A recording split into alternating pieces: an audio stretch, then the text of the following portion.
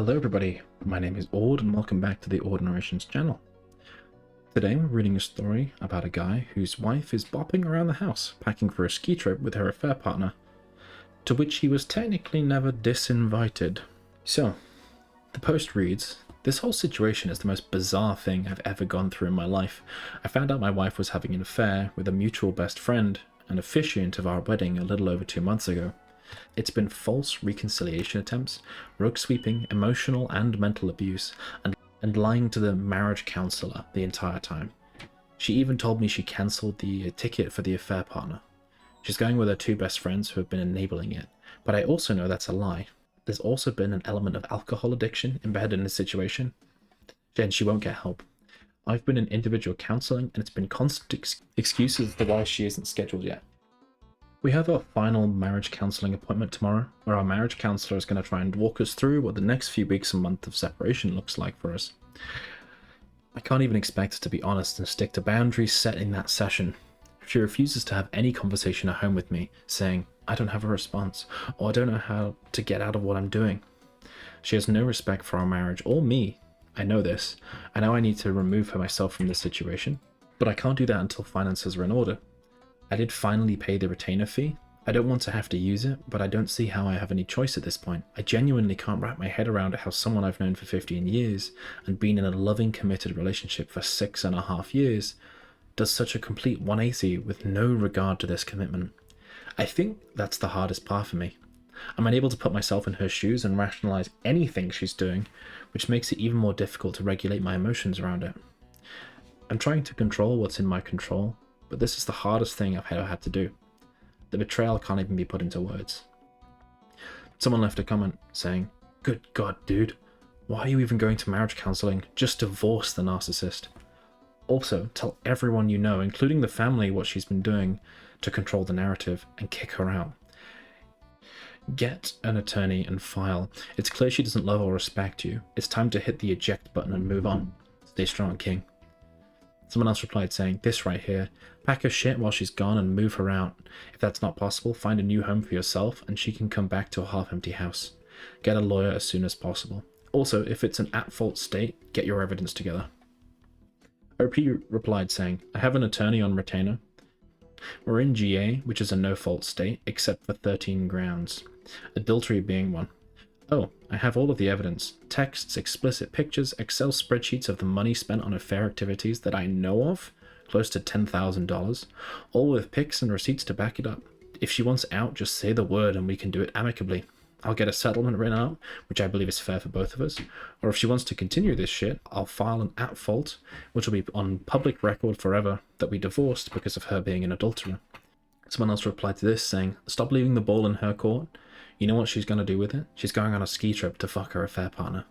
Pull up your bootstraps and file.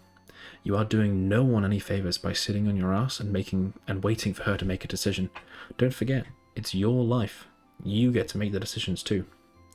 Someone replied to the original comment saying, "Gently, why are you giving her the choice when you're holding all the cards? If you were in a position whereby you can clean her out, why don't you do this? Let the affair partner finance her pole morality going forwards. Going on a ski trip with one's affair partner while residing in the marital house is disrespectful as it gets. Funnily enough, my ex did similar, chastising me for loving skiing. The snow is my happy place. All marriage. And then went on a work ski trip with the affair partner. Turns out the work portion of the ski trip consisted of just her and him. You can't make it up. As someone who just went through this, I guarantee you won't regret leaving this toxic relationship in the long run." Someone replied to the original comment, again, saying, "Stop being nice. You are only hurting yourself while she's off on a romantic getaway with a fair partner. You need to read Leave a Cheater, Gain a Life, and you can find it at chumplady.com. Someone else replied to this, saying, "I've literally listened to this audiobook on repeat the past 2 months, when I start feeling myself getting pulled back in. On listen 7 right now. Every time I listen, I'm empowered a little bit more to move forward. I'm getting there. I know I need to get there faster. It sucks."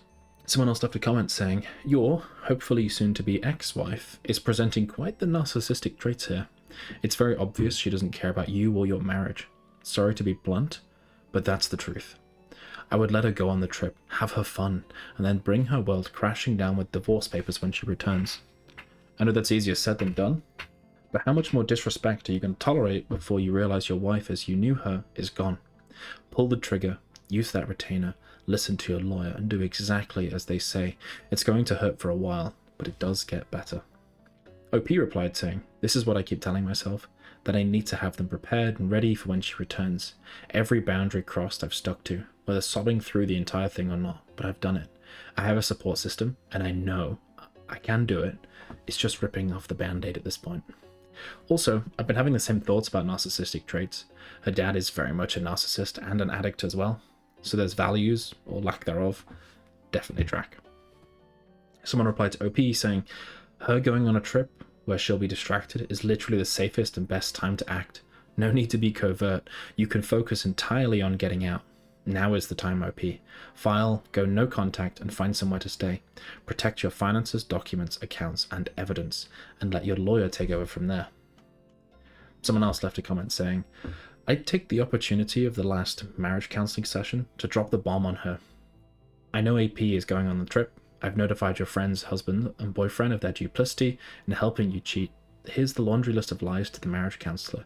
There's the divorce papers, and don't bother coming back from your trip, and walk out like a boss." OP replied saying, "Oh, I did this last session, except the divorce papers. I told the marriage counselor I needed to go." I still don't know what WW stands for. Wicked wife? I told the marriage counselor I needed my WW to go first, and then have the opportunity to be truthful about the last week and all the lies over Christmas. She said nothing about the affair partner. So I went on for 20 minutes of every single lie, dollars spent, and information about the trip, because I knew she could not tell the truth. The marriage counselor was definitely overwhelmed, but I had no choice. Her reaction? Go through all of my stuff and read my texts at home to try and find a way to gaslight me into believing that I'm the bad person by getting support from friends and family. I'm a realist in this situation. I know it's done and there's no coming back. Just doing the damn thing is the hardest part. Someone else left a comment saying, "Well, there is a silver lining here. Maybe you just don't see it. You have no control in this situation. There's nothing you can do, which means there's nothing you have to do. In regards to her and your marriage anyway, you have no responsibilities there, man. You know what that means, right? Have you any idea? You're free. You're truly free. Live life on your own terms. Even if you have kids, when's the last time you've been free? You're a free man. Time to start living." OP replied saying, "We don't have kids. One saving grace in all this. Just one dog, which will be mine. No questions asked. I haven't thought about it from this perspective. I can be free, do what I want. She has no regard for me or the comfortability or safety of our dog, and I will never allow our dog to be put in a bad position unnecessarily.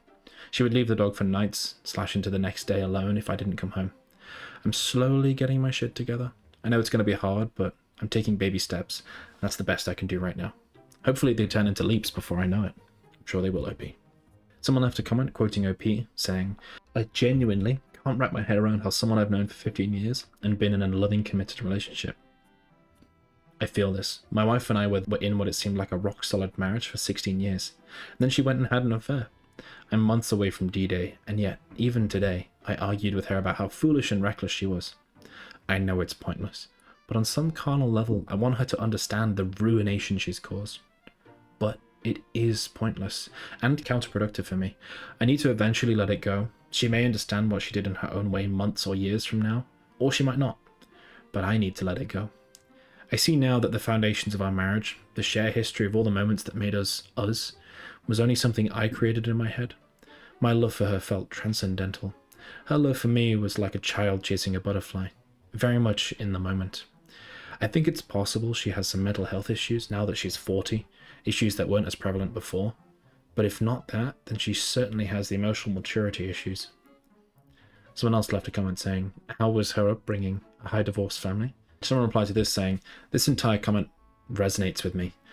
My wife came from a divorced family, saw her mum sick with her dad while he went in and out of rehab for alcoholism multiple times, stuck through affairs with random strangers and younger women, only finally put an end to it when she saw the health effects on her daughter. My wife told me she felt the need to shield not only her mum but her younger sister from everything she experienced with her dad, which also includes elements of physical abuse that she won't admit as to what they are.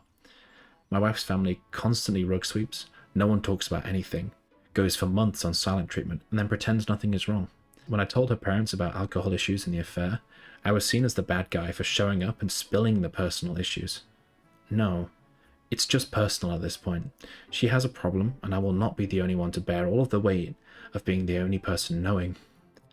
My love for her is something I've described as what I never knew existed.